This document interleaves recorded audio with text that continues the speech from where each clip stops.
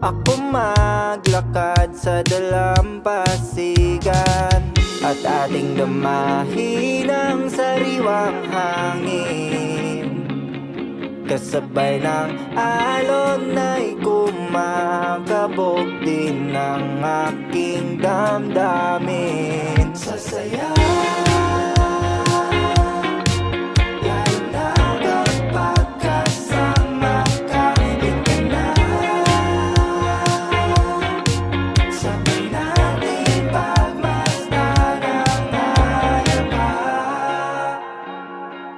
natatakot ka, wag na wag ka nang mag-alala. Nandito lang ako, sasamahan kita. Kahit saan pa tayo mapadpad, di kita iiwanan. Gawin mong sandalan kapag napapagod ka na. Ating damahin. Ang nararamdaman ko ngayon, syempre, excited, na kabado. Alon ay kumakabog din ang aking damdamin. Kala, uminom muna ako ng Redders eh.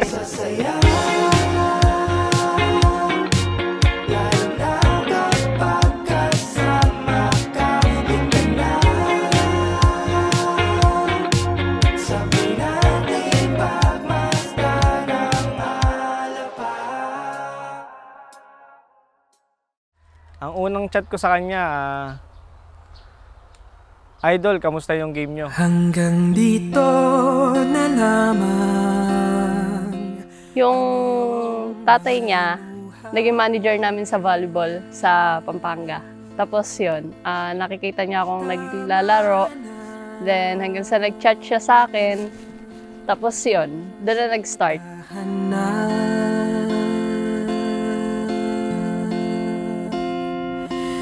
Idol, sabi niya gano'n. Idol, panalo ba kayo? Kumusta yung game nyo?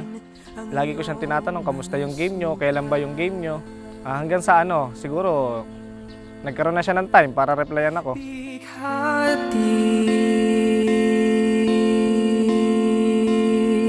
Wakas na.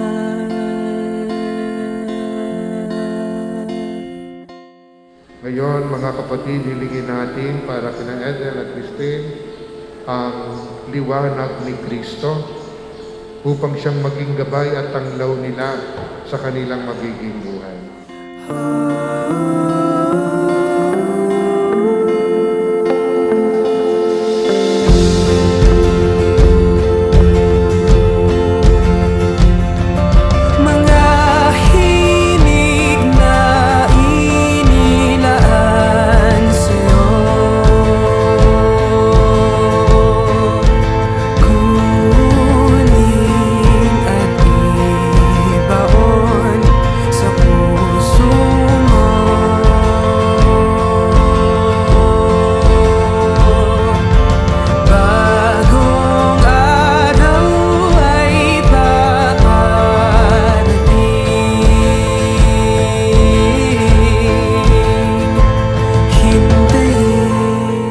Sa tagal ng panahon, ayun, dumating siya.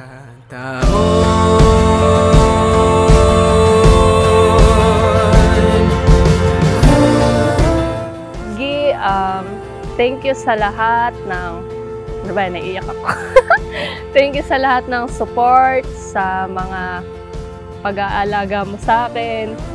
Ayun, sana kahit gaano katagal pa hanggang sa dulo, walang magbabago sa atin, lalo sa pagmamahalan natin dalawa. Ayan. Thank you and I love you.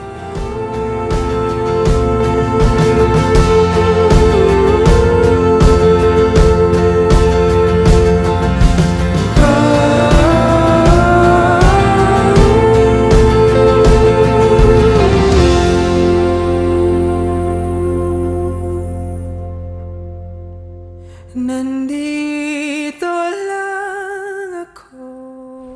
Napanaginipan ko gabi sobrang saya ng kasal namin.